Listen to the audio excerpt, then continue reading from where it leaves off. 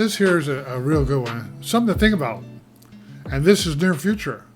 And it's getting there. You go to a dealer and you buy a new vehicle.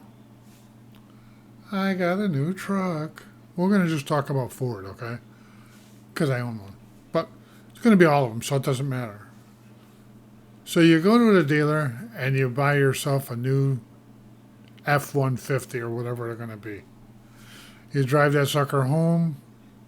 You have it for, say, 6 months. The window button that raises the window up and down goes out. So you go to a junkyard and you buy, because it's like $500 for that little console with the buttons on it.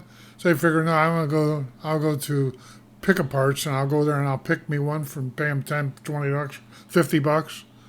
I come home and put that in my truck. It don't work. Why? Because the dealers are encoding everything. They're going to be encoding everything.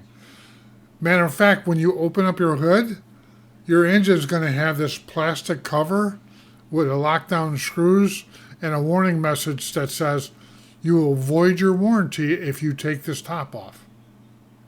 And it'll have something that'll snitch. So I went out and I buy this new thing and I put it in the car and the window don't work. Why? Because you got to go to the dealer and he has to plug into your computer and plug in the serial number of the chip of the device that you're putting in. So could you imagine that? You can't do anything anymore. There's no mechanic. It's Ford Motor Company you're going to go to. Imagine that. Anything that goes out, you got to go to Ford Motor Company.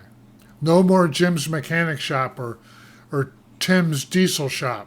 If you have a DEF issue on your Ford or on your Freightliner, you're going to have to take it straight to the dealer or an authorized dealer of some sort. You won't be able to go to Jim's Truck Stop or Jim's I Fix Your Truck Stop or Harry's Diesel Shop. Won't be able to do anything. So they're going in that direction. They're going to where they're going to have everything computer locked out. And even now, some new trucks, if you change the transmission on a new semi, it won't work. Because you have to program it into the ECM. I've seen my son doing that. He repairs a trans, puts it back in, and don't shift. Why it doesn't shift? Because you got to program the ECM to allow that part. Could you imagine that though? Because you got to go there for them to plug it in. So there won't be no aftermarket parts because you won't be able to install them. So why sell the parts? How awesome would that be? Could you imagine that? But then there's going to be subscriptions. Just like right now, if you buy software, Microsoft software, you buy Word, it's $97 a year, and you got to renew it every year. But wait a minute, I'm buying this car and I'm paying $800 a month, and I'm going to have a subscription too? And every time it needs something, I have to go to the dealership?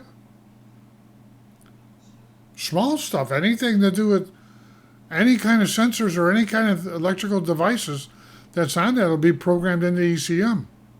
So you'd have to go there for them to plug it in and tell it, oh, part number 5678, good to go. You're done. That's $300, please. We need to stop this. This is crazy. Or your EGR valve is not working, so you can't fix it. You're not allowed to touch the engine. If you open the hood, you void your warranty. It's going to come to that. Tesla is already doing that. So all these other companies see that and they go,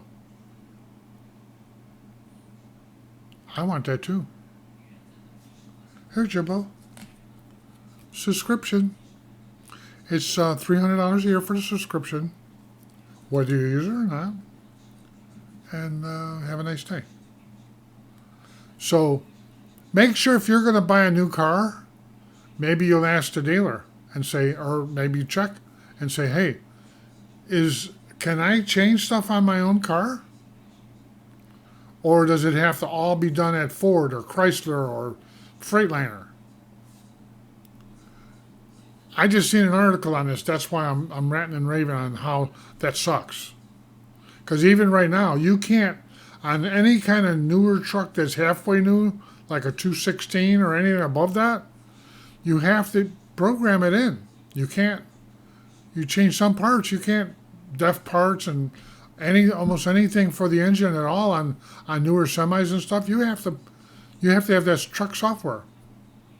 Or go to somebody who's got it, or go to Captain Limo, because he's got a nerve, you know what I mean? So that's my story, and I'm sticking to it, but subscriptions are going to be a requirement for cars and trucks. That way they can control what you put on that vehicle. The government and those companies are going to control you. That's my story. Oh my God.